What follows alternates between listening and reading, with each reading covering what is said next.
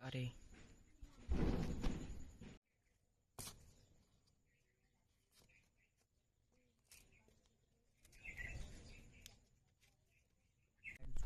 পাড়াটা দূরে হাট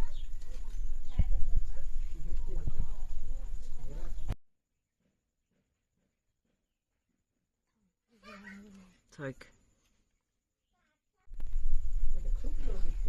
এর ভিতর থেকে তো ভালো হচ্ছে, মুখ দিয়ে তুললে তো ভালো হচ্ছে, সাইড থেকে তুললে ভালো হবে। পানি কম হচ্ছে।